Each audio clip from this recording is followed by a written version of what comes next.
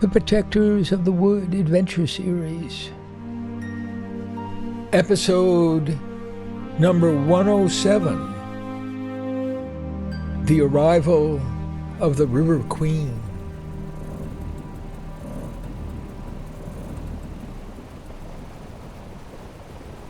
As Sharon steered the River Queen up the Half Moon River, Cali, Sarah, and Abby lay in the bow of the boat and kept an eye on the water ahead.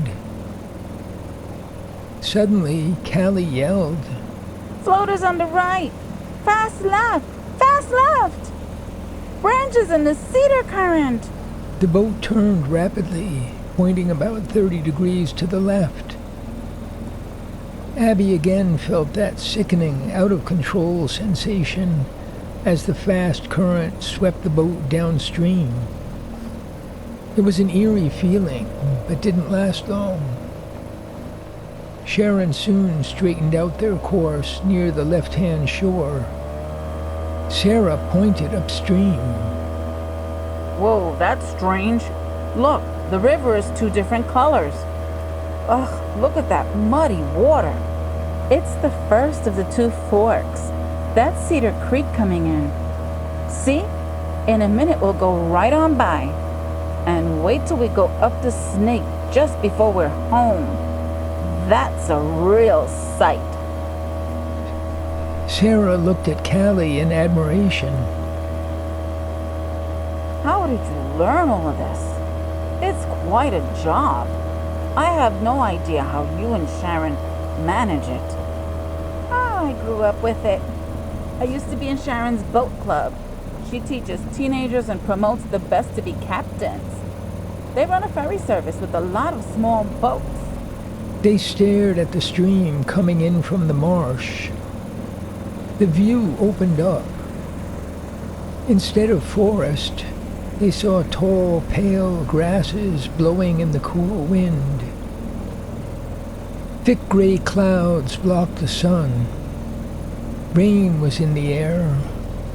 A great blue heron suddenly rose from a pool of water among the tall reeds and flapped its enormous gray-blue wings. It slowly disappeared into the distance, flying low over the marsh. 3 turkey vultures, with their strange red heads and huge motionless black wings, soared high above. Everyone was silent, fascinated with the wild landscape. Smaller birds and pools of water dotted the grassland to their right.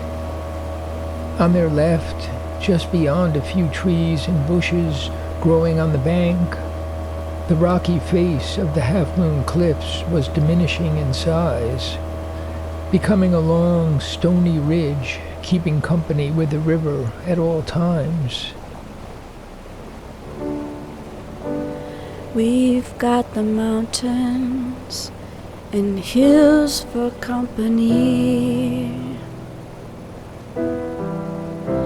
We've got the clouds and the storms and 1,000,000,000 stars to see. We've got the rain and streams and rivers and the sea. And with the children running round us, it's heaven all for free. It's heaven all for free, right here and right now. It happens all around us, no one knows how. It may take 1,000,000 years to build the house of God. We can start right here. We can start right now. We can start right here. We can start right now.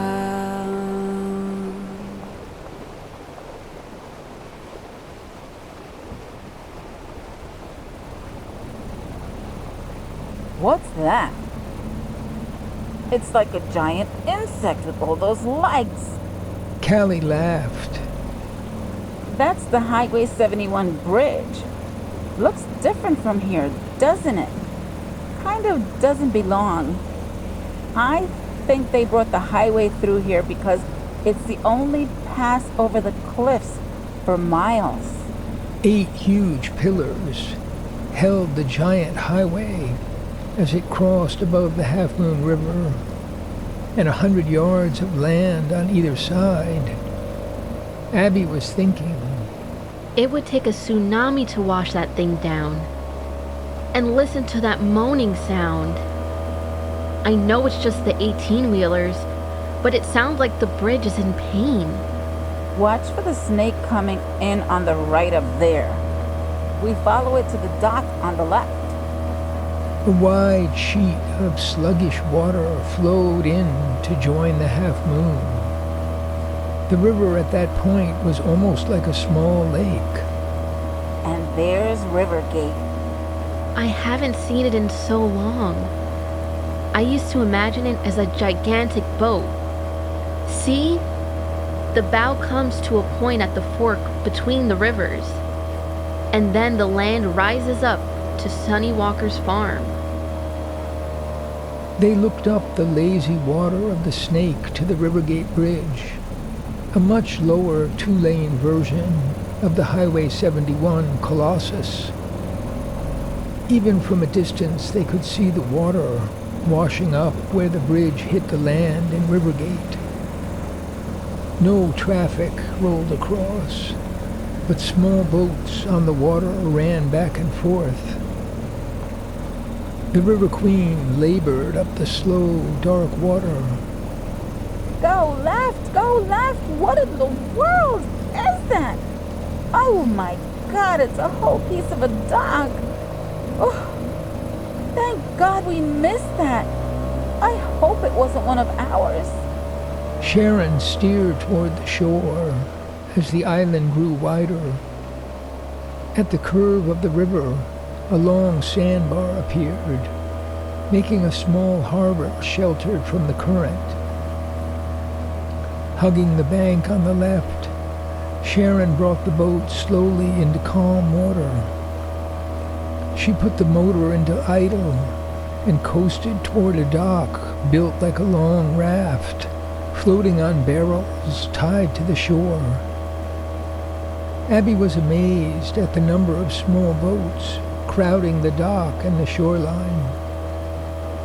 Sharon turned sharply to the left and gently slid into an empty space on the bank. We're home! Thanks for all your patience, Awesome. everyone. Amazing. For those coming back tomorrow, we leave at 8 o'clock sharp. As a child, I knew on a bright summer's day, the warmth of the sun was coming my way. The heat on the sidewalk felt ever so good. I knew that I would do all that I could.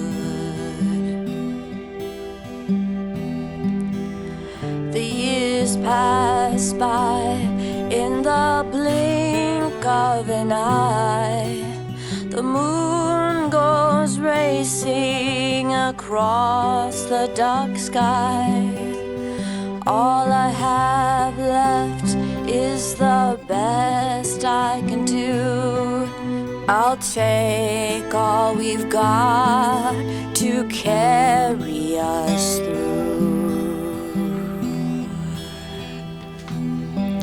That bright summer's day will live on always.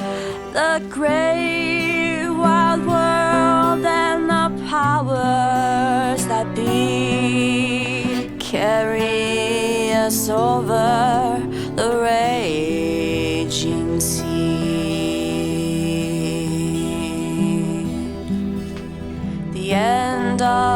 line is here on a dime. The universe lives in a moment of time.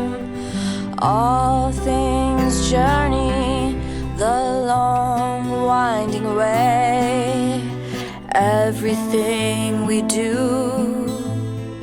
matters today.